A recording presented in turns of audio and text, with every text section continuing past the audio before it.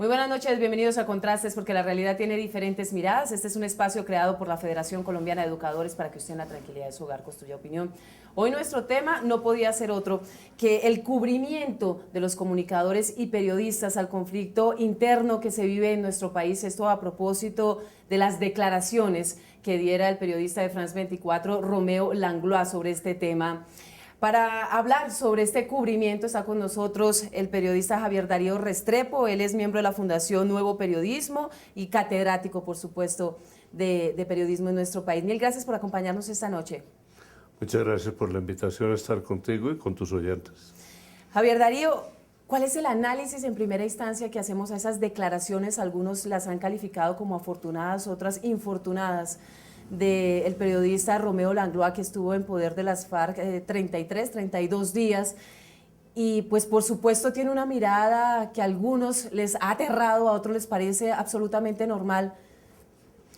No, a mí me parece que hay un aporte.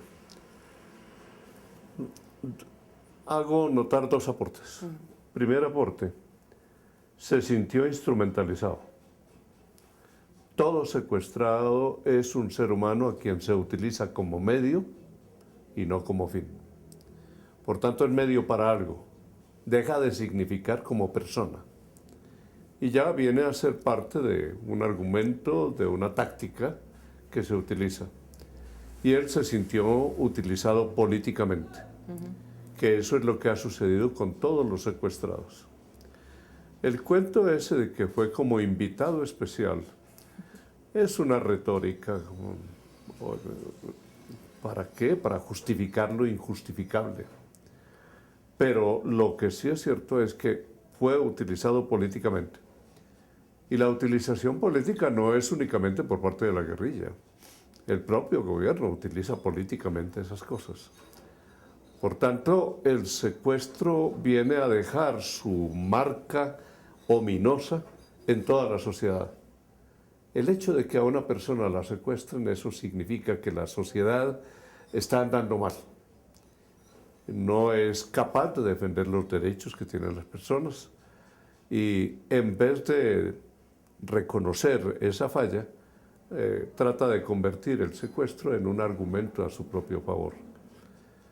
El otro aporte que hace Langlois es hacernos caer en la cuenta de los periodistas colombianos de que estamos cubriendo este conflicto de una manera rutinaria.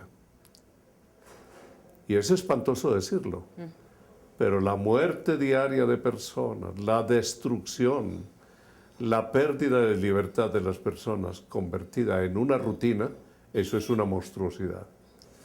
Pero uno llega a acostumbrarse a todo. Y eso quiere decir que nos hemos acostumbrado a la muerte, a las violaciones, a la destrucción de los derechos de las personas, a la destrucción de las propiedades. Nos hemos acostumbrado a eso. Cuando él habla sobre la necesidad de hacer un cubrimiento mucho más activo. Que muestre las dos caras, ¿no? Él no dijo la palabra, pero sí, ¿no? La palabra se entendía un cubrimiento más inteligente de este conflicto. Eso nos llama la atención. De pronto los colegas poco acostumbrados a la autocrítica protestan contra eso. Pero un periodista que mira las cosas con objetividad y con frialdad, y sobre todo sin tanto amor propio y tanta arrogancia profesional, debe entender que hay una falla en el cubrimiento del conflicto. ¿Cuál es el deber ser del periodista de orden público? Porque uno antes lo que observaba era una rigurosidad, había un estudio de la parte que se iba a cubrir, bueno, casi siempre van acompañados, por supuesto, de las fuerzas militares, pero había una rigurosidad, eran más acuciosos frente a las fuentes y demás, pero uno lo que ve ahora es un registro de los hechos, simplemente se movilizan a los lugares donde se presentan diferentes combates o algo así, pero no se pasa eso del registro de los hechos.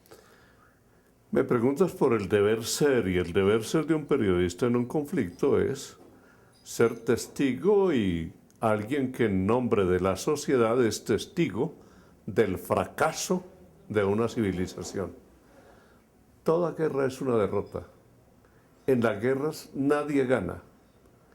Hay una formalización de victoria por el que ponga menos muertos. Pero toda guerra constituye un fracaso y una vergüenza para la sociedad. Yo como periodista voy a hacer el cubrimiento de la guerra, voy a ser testigo de un fracaso, de una catástrofe. Y soy testigo para advertirle a la sociedad, mire, esta es nuestra derrota y tenemos que buscar las formas para que esta derrota no se repita. Ese es el mensaje que uno tiene que dar cuando va a un conflicto. El problema es que cuando uno ve al corresponsal de guerra, lo siente como siente que él se siente personaje de una película. Como hay tanta película de guerra y en que los corresponsales son unos héroes y demás, y en la que no se dice la verdad que uno siente cuando hace un cubrimiento de conflicto, y es que uno llega al cubrimiento de un conflicto muerto de miedo. Yo puedo decir sin ningún pudor que cuando fui a cubrir el final de la guerra de Nicaragua, llegué a San José de Costa Rica y esa noche no salí del baño, porque tenía el estómago descompuesto por el miedo. Claro, el asunto no es tener miedo, el asunto es controlar ese miedo. Pero el deber ser es que tú no te sientas héroe, sino un ciudadano común y corriente, que tiene el privilegio de contemplar eso y de podérselo contar a los demás. Claro, pero en nuestro país usted toca un término que difícilmente se apropia en Colombia y es el de corresponsal de guerra. Uno, porque hasta hace muy poco se aceptó que en nuestro país había una guerra interna. Así que hablar de corresponsales de guerra o periodistas de orden público es una cosa que permite un ir y venir en el cubrimiento de la noticia, que también es muy perjudicial para el cubrimiento y para la información que le llega al televidente, al oyente o al lector. Y de hecho el ejército nuestro convoca periodistas y los convoca como corresponsales de guerra para hacerles una preparación. Sí. Claro que es una preparación muy sui generis y a veces el periodista se traga el cuento de que lo prepararon como corresponsal de guerra allá en los batallones de nuestro ejército. Es un poco aprenderse la ideología de una de las partes del conflicto y se termina repitiendo, literalmente. Y allí es donde viene el problema que plantea el caso Langlois. Y es la pregunta, a mí me han hecho esa pregunta cantidad de veces desde hace como 2 o 3 semanas. Y es, ¿uno puede ir con casco del ejército, con chaleco del ejército? Pues claro, si no tiene otra cosa con que defenderse, pues póngase el casco. Sí, sí. Pero no haga una información con casco, ni con chaleco. Ya vamos a abordar y ampliar ese tema. Hacemos una pausita y ya regresamos.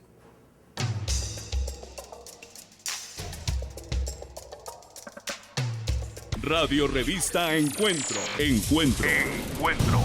Programa institucional de PECODE. Encuentro. Sindicalismo, arte, cultura, actualidad, tecnología, pedagogía, educación. Las expresiones de vida con que se construye Colombia tienen un punto semanal de encuentro. Todos los sábados a las 7:30 de la mañana por Colmundo Radio.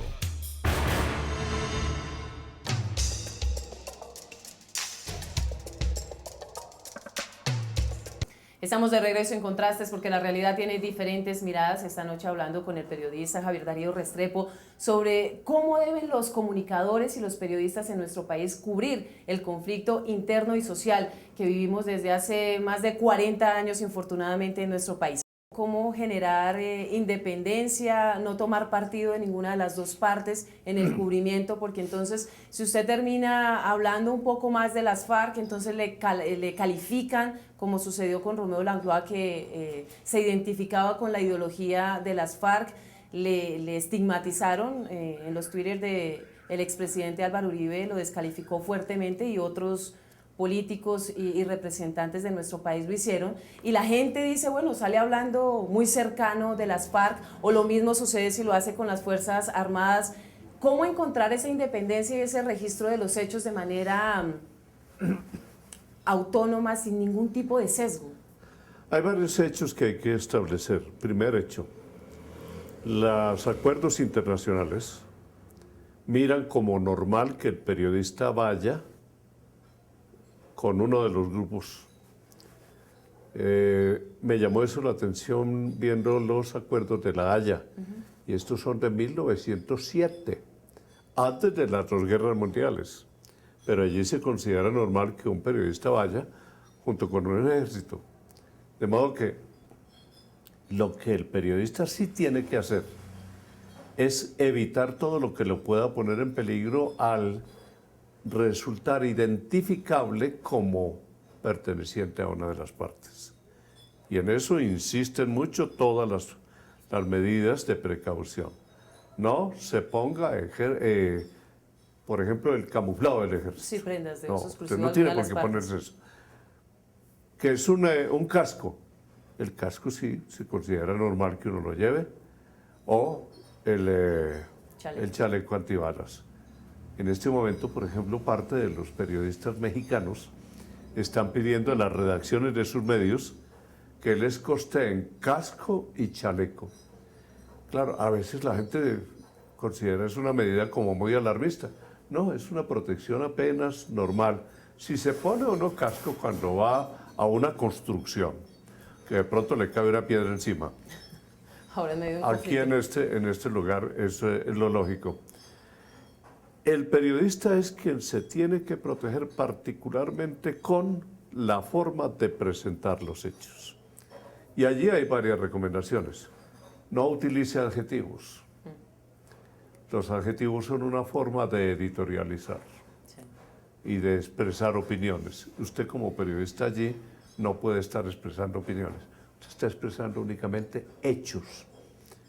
Lo que sí no puede evitar el periodista es la paranoia de la gente que está oyéndolo o viéndolo o leyéndolo. Y en las guerras la gente se polariza.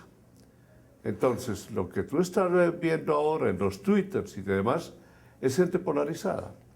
Lo mismo en los foros. Los foristas estos de internet están, pero son polarizados al extremo. A veces es molesto leer las opiniones de los foristas porque tienen un partido tomado y no lo defienden con argumentos, sino que lo defienden con adjetivos y con insultos para Además nosotros. terminan más violentas que los mismos hechos, Sí. ¿no?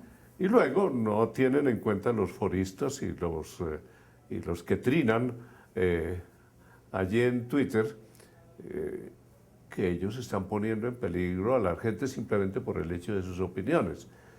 Hablar de Langlois como si fuera ya un guerrillero, como también lo hacen con Holman, eso significa ponerlos en peligro. Y el día que haya un atentado contra estas personas, estos quién sabe qué van a decir. O dirán como decían los argentinos, y era una cosa terrible. Los oía uno hablar de los desaparecidos de Argentina. Y decían, che, algo tendría que haber hecho. Y eso es inhumano, es ofensivo, eso constituye una insensibilidad enorme. Este debate se genera, por supuesto, con las declaraciones de un periodista francés internacional, que en teoría tiene una mirada completamente diferente del conflicto interno que lleva casi cerca de 10 años en nuestro país viviendo y como cerca del tema. ¿Qué hubiese pasado si esta historia se hubiese dado con un periodista colombiano? ¿El tratamiento habría sido el mismo? Estamos un poco como visualizando qué hubiese podido pasar con este tema. Sí, indudablemente el tratamiento habría sido distinto, aunque tenemos muy cerca el tratamiento que se ha dado de los secuestrados o que fueron liberados o los que se fugaron. La prensa los trató con afecto, desde luego, pero con su toque sensacionalista, porque de hecho es un hecho sensacional. Un tipo que se les fuga a las guerrillas, pues se vuelve protagonista de un episodio que todo el mundo quiere conocer. Y era sensacional oír los relatos de ellos. Lo que se echa de menos es un poco más de frialdad y de análisis. A uno como periodista le toca un papel que es muy complicado. Uno se vuelve pedagogo. Es decir, encontrar el aspecto educativo que tiene todo toda noticia. En toda noticia hay un componente educativo. Y uno como periodista tiene que aprender a utilizarlo. ¿Y qué cantidad de aspectos educativos los que tiene? O una liberación de un secuestrado, o una fuga de un secuestrado, o simplemente un episodio de guerra. Allí es donde tiene que entrar la capacidad del periodista para extraer de ese material en bruto toda esa chispita que hay de valores y de consideraciones pedagógicas que son las que constituyen las noticias en una pieza educativa. Una pausa y ya regresamos.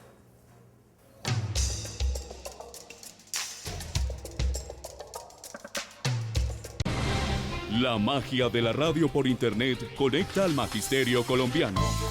Escucha nuestro programa Encuentro a través de la página www.fecode.edu.co. Voces de actualidad, temas de interés, opiniones y música. Haz clic sobre el icono Radio Fecode y accede al sonido de la educación colombiana.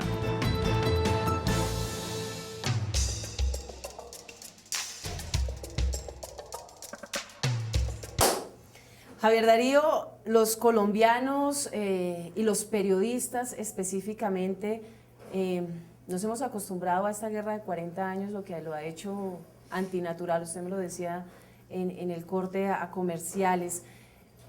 La preocupación de la chiva de sacar la declaración, la rueda de prensa sin ningún tipo de filtro, tal y como sale, pues genera mucho escándalo. Hay quienes dicen maravilloso porque fuimos los primeros, pero la reacción del televidente, del oyente o del lector nunca se tiene en cuenta. No, y es que además hay que tener en cuenta lo siguiente. En toda redacción de medio de comunicación hay dos fuerzas en pugna. La fuerza mayor es la fuerza comercial. Y eso tenemos que admitirlo. Sí, claro. Yo trabaje en el medio que sea, ahí encontraré la presión comercial. Frente a esa está la otra lógica, la lógica del periodista. ¿Quién hace que la lógica del periodista predomine sobre la comercial? El propio periodista. Si el periodista no lo hace, no hay quien lo haga por él. Y hacer predominar la lógica del periodista es hacer predominar el interés del receptor de la información. De modo que no se tiene en cuenta el receptor de la información precisamente porque su interés es un interés subalterno. Aquí lo que importa es el rating porque el rating da plata. Y a veces viene la afirmación tonante y desde luego absurda de decir esto es un negocio y es un negocio para obtener plata. Y se lo dicen al pobre redactor que queda aplastado con eso. Sin embargo, el redactor no puede perder ni sus sueños ni su identidad profesional. Él no es un vendedor de noticias. Él es un servidor de la sociedad. Ni puede perder su sentido de las prioridades. ¿Y cuál es la prioridad en este caso? Para mí, como periodista, el único amo que yo respeto es el que recibe mis noticias. Los demás están subordinados a él. Pero eso lo digo yo aquí cómodamente sentado y conversando contigo. Porque hay dos verdugos que tienen contra la pared a los periodistas, y uno es el de, como se dice coloquialmente, no patear la lonchera y no meterse con el tema comercial ni el editorial del dueño del medio, y el otro, por supuesto, la coacción con la que viven los periodistas, el tema de la libertad de expresión. Hace poco conmemoramos el Día de la Libertad de Expresión y nos dimos cuenta que en nuestro país, infortunadamente, como en otros, en Centroamérica, este es un derecho que se está viendo amenazado por todos los frentes. La libertad de expresión siempre ha estado amenazada. Y cada uno dice, en mi tiempo es cuando más estaba amenazada. Pero siempre ha estado amenazada. Hable usted con los que estuvieron bajo el régimen de Rojas Pinilla y le contarán cada maravilla de lo que fueron esos tiempos. En nuestro tiempo también se está dando. Lo que pasa es que conocemos más en detalle lo que está sucediendo. Y está conociendo uno no solo lo que ocurre en Colombia, Los de Venezuela se hacen oír, los ecuatorianos se hacen oír, México. los bolivianos se hacen oír y los mexicanos. Yo creo que para los periodistas es un dolor que todos llevamos dentro, la historia de los periodistas mexicanos. Y luego cuando uno vaya, yo he estado en varias oportunidades con ellos considerando estos temas y encuentra una angustia y un conflicto interior de alguien que está en pugna primero con su identidad profesional y luego con su instinto de conservación. Y cuando eso entra en pugna, es una persona que está en un conflicto interior muy doloroso. Le invito a nuestros televidentes a ver y escuchar nuestro editorial.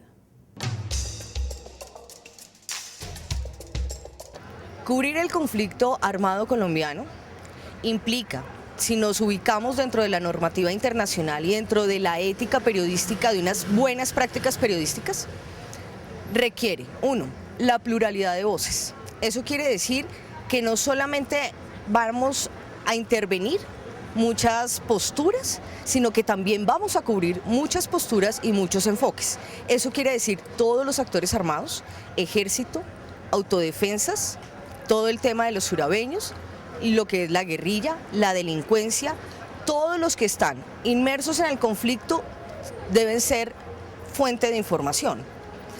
Y el trabajo periodístico, cuando nosotros tenemos que ir a esa fuente o vamos a buscar esa información, debe considerarse como legítimo dentro de la labor periodística, porque lo que ha pasado en Colombia es que se considera que es un tema ilegal y que hay unas fuentes válidas y otras que no son válidas.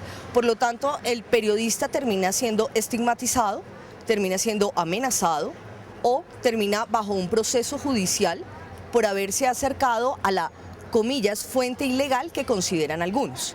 Entonces, por un lado tenemos como sociedad empezar a quitarnos que hay unas fuentes legales, ilegales, válidas o no válidas. Segundo, tenemos que hacer una mirada a la ética periodística en términos de las fuentes que estamos cubriendo, porque parece que estratificáramos o ubicáramos también nosotros mismos a las fuentes. La víctima, la población civil, el movimiento social, no son fuentes importantes. Le damos más importancia a la fuente gubernamental, a la fuente armada, y no siempre alguna de ellas nos da riqueza informativa. A veces nos las dan muchísimo más lo que son las comunidades.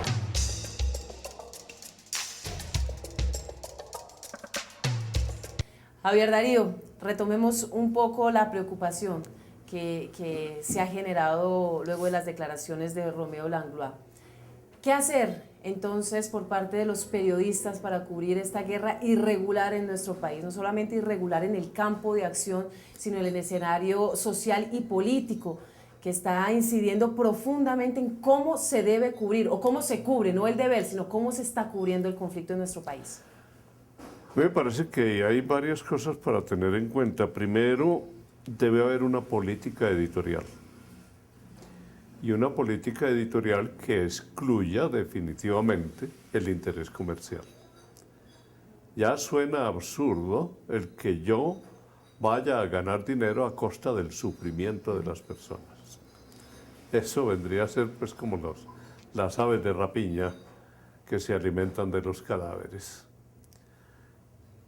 Luego debe haber una preparación del periodista. Y en esa preparación del periodista entra la aceptación de que esta es una noticia costosa.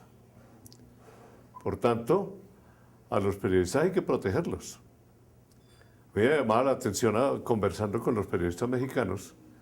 ¿Ustedes tienen seguro de vida? Sí. No, en nuestras redacciones no se conoce eso. Ustedes necesitan seguro de vida. Entonces ellos me retrucaban. ¿Y en Colombia tienen seguro de vida? Tampoco. Cero.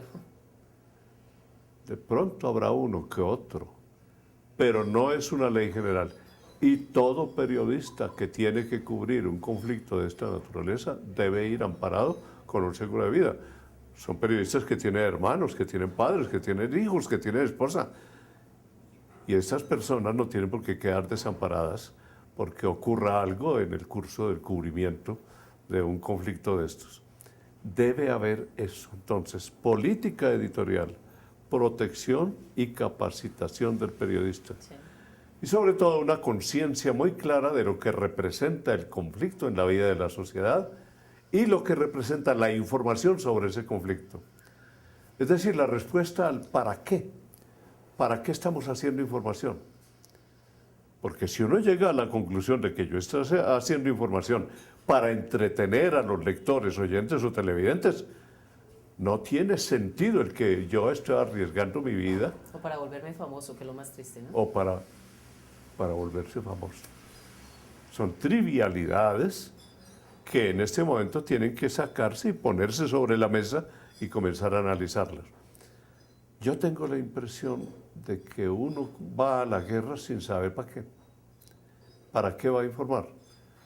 A mí me tocó por mucho tiempo estar haciendo cubrimientos de guerra en distintas partes, particularmente en Centroamérica y alguna vez que estuve en Beirut.